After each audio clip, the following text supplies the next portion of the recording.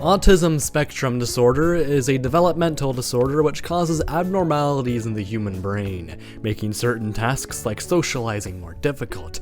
Sure, there's the occasional thing we can excel at, but I think I can speak for most autistic people in that we feel like we're playing life on hard mode. I was diagnosed with autism at the age of 2 due to my early difficulties with speaking, and I've made it a tradition to speak on my experiences with it every April, which is Autism Awareness Month. Frankly, I think it's a shame that we only really have this one month, but it also at least gives me some initiative to make these, so I guess I can't get too mad over it.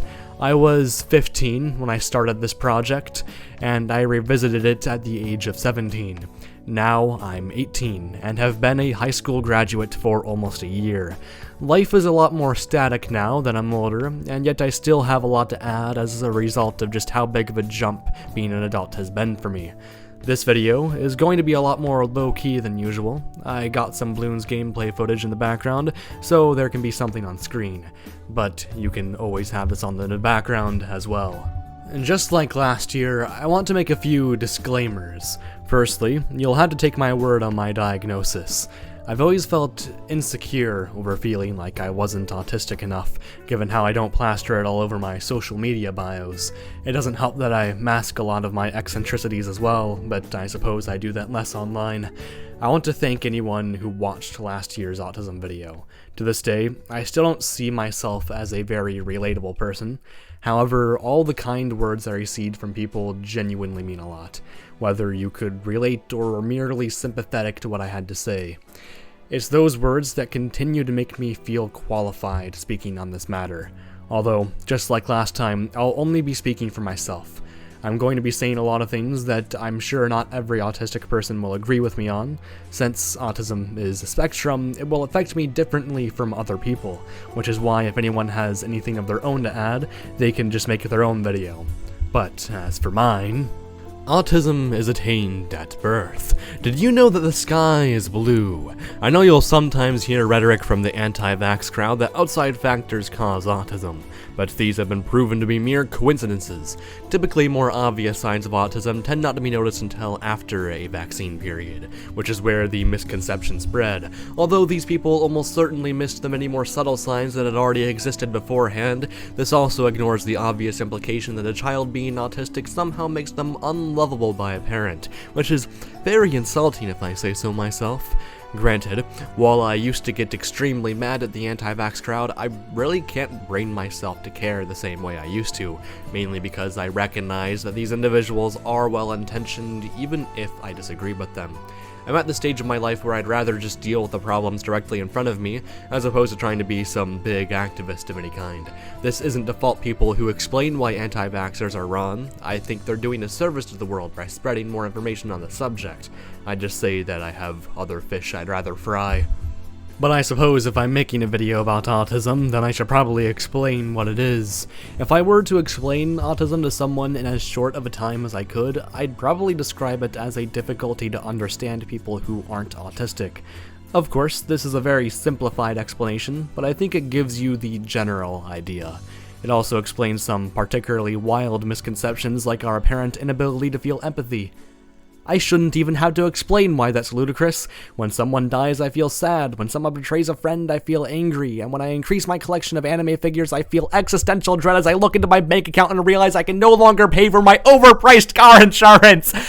As described, most symptoms show up early in life, and they gradually spiral and take form as one gets older. For some people, these symptoms can severely impair them, while for others, they aren't affected as much, and some even end up benefiting in certain areas. For most people, all three of these themes apply in some form or another. I'll be honest when I say that I don't feel like I have any talents of my own, or at least any useful talents, but I'll certainly have things that I enjoy doing. Those things often feel overshadowed, however, by the things that I struggle with. One of those things is socializing. I have a really hard time knowing what someone wants of me without them being abundantly honest with me. My dad often points out how I don't catch on to a lot of things. I've come to acknowledge it as one of those things where I'll never really match a normal person on it. which is why I just have to make it abundantly clear that I value someone being honest and to the point with me. It's why I have an easier time talking to other autistic people and can communicate normally to them because our struggle with reading social cues is normal for us. I feel the same way interacting online where social barriers aren't as tight. However, while I'm glad I can have those outlets to socialize, that doesn't stop me from wanting to talk to normal people in person. I do realize why I don't interact in the real world as often though, and it's because I find a lot of difficulty connecting to others. I struggle to pick up on more subtle hints of what others are thinking and feeling, and it just generally gives me this sense that I just don't understand people. These feelings result in me struggling to form long-term connections to people who aren't in my immediate friend group. I just generally feel too anxious to start anything at all. This isn't even to say that I suck socially. I have 2 close friends who I see every week, and since they also never fit in like me, they're really easy to talk to. I also genuinely do like talking to my coworkers whenever I get the opportunity to, not to mention that anyone who knows me on Discord will constantly see me in voice chats. I find people fascinating, and I do genuinely enjoy socializing despite my difficulties with it. It's why I put so much of my time into creative projects that can help me understand people more. It's why my end goal is to have a wife and kid. I want to understand and connect to others regardless of my circumstances because relationships are something I value. Granted, being someone who believes this also makes life harder for me, at least in my opinion. If I had goals and desires that didn't involve understanding people, I think I could have been one of those super successful types that changed the world. But I don't really want that. I tried to live that life when I took this channel more seriously, and it stopped being fun. I want to live a quiet life where my videos are merely a hobby to pass the time instead of a passion-fueled career that I have to attend to. It's because of this relatively recent shift in my life that I think I'll be saying something that I doubt any other autistic person will ever say. I want to be normal, not because I resent my autism, but rather because my autism allows me to gain an even deeper love for other people. But we're not done with all this explaining. Another thing common in autistic people is a fixation on very specific things or a limited set of interests. I question how much this relates to me because I think even non-autistic people have their obsessions that they'll shuffle between. Otherwise, I wouldn't have neurotypical friends who watch more anime in a season than I do. Get off your damn isekai trash, Plasma! I do feel like it's more likely for an autistic person to go the extra mile with their interests, which is why you see them pop up a lot more in niche communities and why you see so many YouTubers who seem to have autism. Speaking of which, I feel like I tend to get a lot of meaning from the things that I enjoy, which is why I make these videos to gush over them. I've not been shy over my love for anime these last 2 years. The medium's had more influence on me than any other due to a variety of factors. I feel like it's easier for my atypical mind to get invested in anime since there are so many relatable underdog stories, characters who make it known how they feel at every turn, and have an emphasis on teaching lessons that make even the most violent anime like Vinland Saga something that have many anime fans, including myself, say changed their lives. I find that I struggle to feel intense emotion, especially as I get older, but a rewatch of my favorites can get me to feel many things. It can be the tears I spill with the silent voice Clannad and Anohana, the laughs I have of Keion and Konosuba, the inspiration I feel watching Bocchi the Rock, or the thrills and excitement I feel from Erased or Link Click. When I don't understand people as much, it can feel good to get wrapped up in a medium that puts a lot of focus on things that make it easier for someone like myself to enjoy. But anime is for nerds, so let's talk about what this whole channel is about for a sec. Funnily enough, I don't think I ever truly cared about competitive Pokemon until I stopped uploading here as regularly. Now, since I no longer play for the sake of getting a video out, I found myself more engaged with improving my play, and it's been fun to improve with friends. I've been most engaged with the Sub-Zero used community, which had a merger with my lower tier server. After about a year of not quite being there, I finally got a tournament win, and I've been able to extend that skill to ADV, getting some decent records in ADV UU and RU ROA tours, and winning multiple ADV ZU room tours. Of course, I have other interests and hobbies, but those are my main ones. I don't know how common it is for autistic people to have smaller interests juggled with their bigger ones, but I doubt I'm a rare case there. I feel like this is an important subject since the things I consume have changed who I am as a person. For the longest time, I didn't want a family of my own, but for as stupid as it sounds, Clanad was what changed that for me. It's a testament to just how important these things are, which is why I felt like I had to discuss it in some way. So now you know about autism and how it's affected me. I'm going to save my more personal stories for the end of the video, so I'm going to do something I didn't do last year and explain a lot of the discourse surrounding autism and my thoughts about all of it. I didn't do it last year since this stuff tends to be more controversial, which is why I need to make it abundantly clear that just because I feel a certain way about autism, how it's perceived, and how people discuss it, it doesn't mean that my thoughts represent everyone who has autism, and there will inevitably be people who disagree with me on certain things I'll have to say, whether it be from another autistic person or even from someone who doesn't have it. With that made clear, I think the best subject to use as a starter for this is to highlight how something as simple as when you learn you have autism changes you. As someone who was diagnosed early, I very much feel different to those who are diagnosed later. I definitely feel like it's a privilege for me to have gotten as much support as I did at an early age. I feel like it's because of the support from special education classes and my parents that I've turned out as well as I have. My mom often says that I don't give myself enough credit since she claims I only turned out the way I have due to all of my effort. But I know that I couldn't have gotten to this point on my own, regardless of the work that I put in. The reason why getting diagnosed early is so important is because it allows for autistic people to become more naturally integrated with the rest of the world, since adults know that they both had to put more time into teaching us certain skills and accommodating things that they wouldn't need to with others. The reason I put so much emphasis on this is because I find the opposite approach to parenting to be really irresponsible and in some cases dangerous.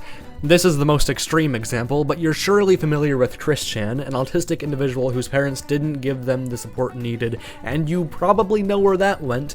Obviously, most autistic people don't have to deal with trolls to the extent that Chris did, and most wouldn't take out said trauma in one of the most abominable ways imaginable, but I think you get the point here. Autistic people fundamentally aren't normal, and trying to force that onto someone or ignore their eccentricities isn't as inclusive as some may think. That's why I'm grateful to have had the resources I got around my childhood, because I've been spared of a lot of pain and confusion because of it. It was easy to write about all of that since my shoes are filled as someone who's always known about their autism. I've made it known that diagnosis is important, and something that contributes to that is a lot of the pain and suffering someone can go through if no one knows that they're autistic. I've experienced it firsthand with one of my siblings who's been in a severe mental rut for many years, and the lack of support for as many diagnoses was almost certainly part of that. Of course, we're doing the best we can now that we know he's autistic, but it's still been difficult for me as a result of feeling like we don't view our autism the same way. Obviously, there are many things we do relate over, but I still feel a wedge between us. I've always known that I was autistic, so I never had a revelation about it, or a need to make it a stronger part of my identity since it just kind of is my identity. Forgive me if this sounds like a generalization, but I definitely feel like autistic people who are diagnosed late are the loudest voices in activist groups, since that realization that they've had results in a stronger passion to speak up about their experiences. While I believe that all these people were robbed of getting an early diagnosis, and my heart goes out to all of them, a reason why a portion of them had to wait for one is because they're much higher functioning than people like myself. As a result, I feel left out, and I can't truly relate to them. I do really feel like I'm the only one to feel that way too, which is why I like making these videos, so that people who do relate to what I have to say don't have to feel the same loneliness that I have. This isn't to discredit what late diagnosed people do either, since I think it's important to spread awareness on autism, and that's why we need people from as many different perspectives as possible to do it. This is going to be the most controversial part of the video by far, and I'm going into writing this with that expectation because I feel very strongly about the fact that you should have a diagnosis if you want to be any kind of activist. I'm not too worked up over self-diagnosing if they do it for personal reasons or are in the process of getting a diagnosis. I recognize that getting one is an extremely time-consuming process, and I imagine it sucks some money too. If self-diagnosing makes it easier to live your life, then I don't want to take that away from someone. However, when advocating for our acceptance, I strongly believe that it's irresponsible to do so without a diagnosis. Autism isn't just something you can claim to have. There's a ceiling you have to reach to obtain it. When there's all these people on sites like TikTok feigning their disability for attention, it ultimately undermines the struggles of people like me and my brother. I'd like to believe that most people have good intentions too, which is why you can start by speaking as an ally before you know for sure that you are one of us. So now that we know how the timing of a diagnosis can affect how someone views their autism, I want to discuss how identities link up with autism. A lot of autistic people tend to be LGBT in some way. Most of my autistic friends are actually straight, including myself, but I do know a few who are gay, asexual, or trans. I was actually surprised to find out just how many autistic people were trans. I'll be honest when I say that I never really understood why someone would want to be trans, and while that confusion led to me having some less than savory takes back in the day, I recognize now that I don't have to understand something to tolerate and accept it. The reason why I say this isn't to shoehorn it in, but rather because I think the way a non-LGBT autistic person views the trans label is a valuable perspective to have. And given how speculative autistic people tend to be, it makes just as much sense why I simply wouldn't get it as it does for someone who realizes that they don't feel comfortable in their own skin. Since we tend to be so speculative, I guess that would also explain why few of us really get religion. Part of me wishes I was religious, since people who have something to believe in tend to be much happier than those who don't. But the whole idea is really silly to me. I've just kind of accepted that there's not much I can do on that front. You know? Kind of reminds me of furries. A lot of autistic people are furries, probably for similar reasons that I gravitate toward anime, and yet it's another one of those things that I just don't really get. I've had people try to tell me I am one, whether it be because I had a Lucario PFP for years, even though it's such a popular Pokemon that many non-furries like it too, but that's against the point! And then, of course, the fact that Beastars is among my favorite anime, but that's just a genuinely well-written character drama with hints of romance and shonen that make it engaging to me. Yes, I did just dedicate several sentences explaining why I'm not a furry, and you guys are wondering why I ditched Lucario PFP. But I really don't have much else to say there, so I'm going to move to the culmination of everything I've been discussing up to this point and talk about why I think autism representation is so difficult to pull off in the media. To be blunt, autism representation has always been terrible, and even though it's getting better now, it still feels pretty awkward when a character is stated to be autistic. That's why there's still so much headcanon about characters who could be autistic. Personally, I find that this headcanoning is kind of silly. Whenever I find out that a character I already liked could be autistic, it barely changes how I see them, with the same going for a character I dislike. There are already so many characters who I deeply relate to, and I'm sure many other characters that other autistic people relate to as well. One of my favorite anime characters is Subaru from Re:Zero. If I found out he had autism, it would recontextualize very little. I understand why representation is important for different groups, like we need racial representation to show that there's more than one skin tone. We need gay representation because me and the boys love Yuri! And we need trans representation to show people the struggles of that experience. With autism, I really can't find a good reason that it needs to be included. Autism affects the way someone thinks, so as long as characters that think like us exist, then I don't need any representation. I'm fine sticking with the characters I've already grown to love, characters who were formed from an authentic love, because let's face it, most autistic characters feel very inauthentic. Of course, when more autistic writers get to express themselves, we'll probably see an upswing in good autism representation, but I can wait on that because I already love my favorite characters. Them having one thing that we don't share will never change that for me. If that didn't make it clear, none of the characters in my own story are ever stated to be autistic. I imagine one could headcanon something for all of them since they're all based on different aspects of my personality, but then you wouldn't be focusing on their actual characters anymore. I think that's why the idea of autism representation just fundamentally bothers me. I don't want a character, or a person for that matter, to be defined by their condition. I'd much rather them stand out as their own person, because that's how compelling stories get told. This isn't to say that a compelling character who is stated to have autism can't exist either. I know it can, but I am patiently fine waiting for one. At this point, I've said a lot of things that wouldn't relate to many people outside of myself, and I think that's why discussing autism is such a challenge. For as easy as it is to put us in a little bubble, you really can't. Some autistic people are severely disabled, while others are working and living on their own. Some autistic people have useful special interests, while others spend 80 days of their life watching Domestic Girlfriend. Yes, I brought it up again! I will make this a running gag because Domestic Girlfriend is unironically good, and the whole world needs to know that! The point I'm trying to make is that I have a lot of problems with the Autism Acceptance movement, and I think that the movement fundamentally fails to account for everyone. Despite saying this, I don't even know how they can account for everyone, and it makes me wonder if we need more specific subterms to define different kinds of people.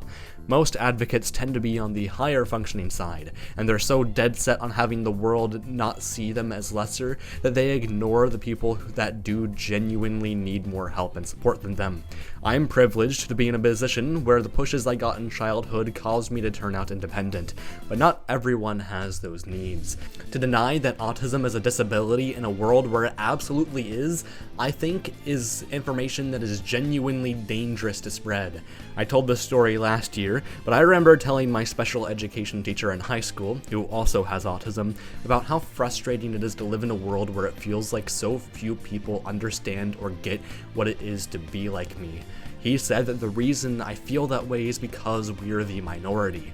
If everyone else was autistic, then there would be no reason to see it as a disability, since we would be the majority. It's nice to live in the idealistic world where that would be a possibility. Autism is a disability because in a world where the human brain is such an important thing, any deviation in it will automatically mean that you're playing life on hard mode. This is different from being black or gay because someone's skin color or sexual orientation doesn't make them any different from someone who doesn't share that. Meanwhile, the way the brain works is a pretty big difference. I'm not saying that this justifies discrimination against us, by the way. Ableism is bad for obvious reasons, and we should be accepting of everyone regardless of their disabilities. This aspect of the acceptance movement is one that I'm very on board with, and I think treating someone poorly by virtue of them being autistic is downright evil, the same way I'd say that for someone who is racist.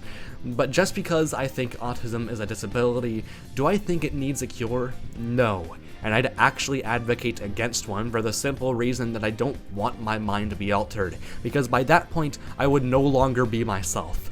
I don't know how the non-high-functioning autistic people feel about that, but again, that's why I think making a movement that advocates for everyone in this group is damn near impossible. Now that you both know what autism is and what a lot of my opinions surrounding the discourse of autism are, I'm going to end with my personal anecdotes. When discussing this subject last year, I focused mainly on my struggles.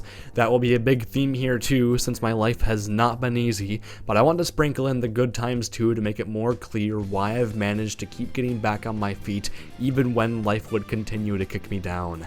To achieve this, I'll be rewinding all the way to the start of my life, or I suppose when I first got my diagnosis. I was 2 years old when I was diagnosed. My parents had noticed that I didn't act like anyone else my age, not having said a single word up to that point. I can vaguely remember going to preschools when I was younger, and that I was completely mute until the age of 4. My parents genuinely didn't know if I'd ever be able to speak, but then one day it happened. I've danced with special education for most of my life, which meant that a lot of my early experience in life was with other autistic people, which meant that I never truly felt like I was alone. As a kid, I indulged in how weird I was, and since kids in general are weird, I fit in just fine. Those special education programs were what helped integrate me more normally with my classmates. Those lessons I got in social interaction and speech therapy were important for me, and they're largely responsible for why I can have conversations with far more people than I was able to in the past. Obviously, nothing magical can change everything about me, which is why I still remember the times where my eccentricities got under people's skin, but I didn't mind since I had a friend group I spent time with. That slowly began to change with age, however. My parents separated late into my elementary school life, and while I was lucky enough to find friends, we eventually went to different middle schools. For the first time in my life, I got to experience true loneliness. Partly due to my autism, I couldn't make any new friends. Entering middle school, I started to gain an increased perception that people did see me as different, and that by not fitting in, I wasn't desirable. I'd get the occasional comment hurled at me, but never did it devolve into bullying. I wasn't there long enough. I changed schools the next year, reuniting with a friend I made back in elementary school. It was nice to be able to talk to someone again, but that wasn't enough to quell the pain of the bullying I'd received. I'll admit that I was a problem child. I acted out because I was bored, restless, and this nagging feeling that people disliked me became more apparent. Eventually, I was punished for this. I've always hated school, and I can't get myself invested into any kind of education. All of it bores me to tears. Part of that is why my rebellion caused me to be disliked by my teachers and students. I was an easy target because I was a weirdo. Life was so tough for me at the time that I lost sight of the people who did love me, like my family and my only friend. That year, I wanted to kill myself because I felt like people would be happier without a troublemaker like me in the world. I genuinely thought I couldn't make anyone happy, especially since my actions were seen as punishable instead of pitiable. It wasn't until I cried in my mom's arms that I decided to keep giving life a shot.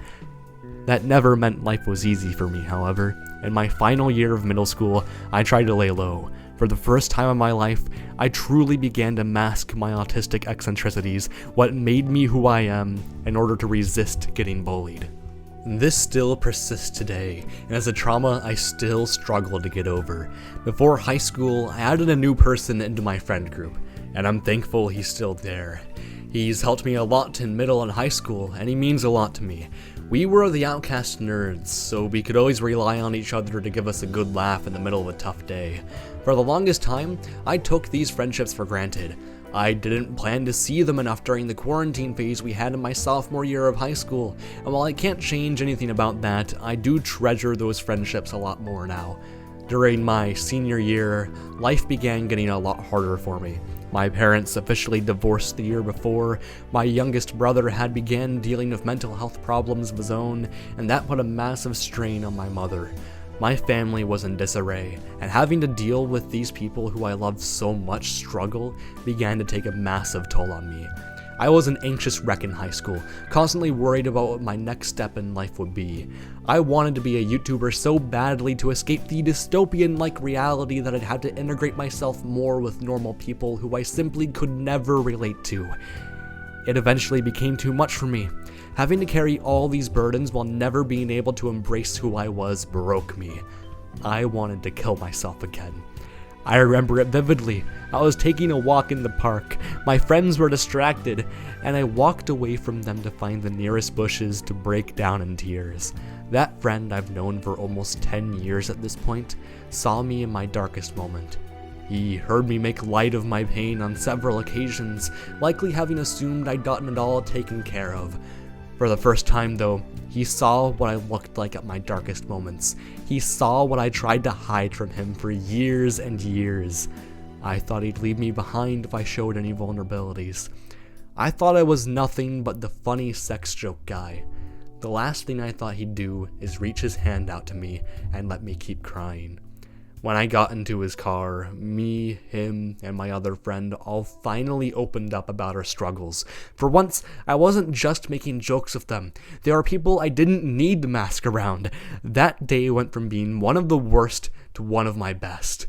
It's a day that changed me more than any other. It's what let me know that people can genuinely like who I am.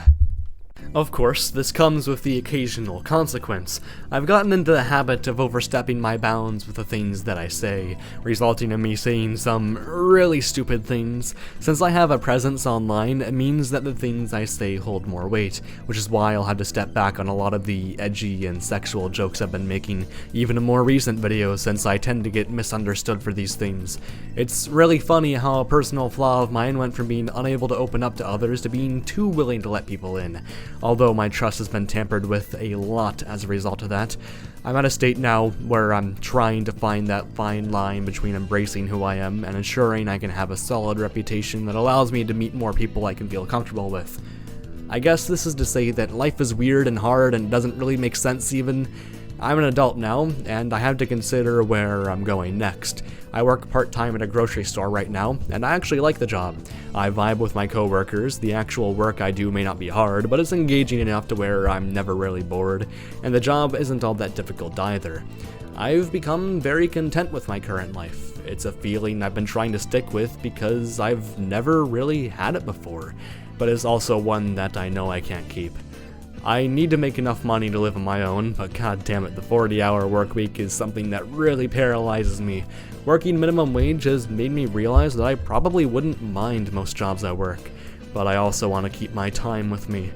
Granted, it's not like I use it for much anyway. Part of getting ingrained into this life of being content is that I haven't been as motivated to create. I feel like I'm doing my best work now, but it's not exactly a high bar to cross. Having to make one video a month, however, is a good deadline, and it forces me to keep this as a part of my life. Something I know I can do as I make the next leap into my life. One thing I've learned in my 18 years of life is that nothing is for certain, and while that often makes life harder, it also makes it worth living for because you can never know when things will turn around. It has for me at several points, only for it to come crashing down again. Eventually, this stability I've found myself in will start to crumble, and I'll need to find something new, so all I can do is be prepared for that. If you made it this far, I thank you for it. You may not have agreed with all my opinions, but if you had it in you to get this far into the video, then you've at least gotten to see the humanity in me. One thing I always make sure to prioritize is being able to have an open mind to any and all perspectives. It's why I want more videos about autism for people who both think like me and are wildly different from me. It's why I'm glad you were able to sit through my perspective. All of the support from you guys always means a lot, and it always makes me feel good when I realize that I have this audience of people who are willing to listen to all the things I say. Of course, though, my biggest thanks goes to my Patreon supporters, whether it be my gamer tier patrons Mystic Owl, Jesse, and Squizzy, or my simp tier patrons Regimania, Plasma Energized, Eternum, and Ghoul. Your support allows me to buy jars to pair with my anime figures. Oh wait, I forgot I was supposed to stop making sex jokes. Oh well, I'll see y'all next month.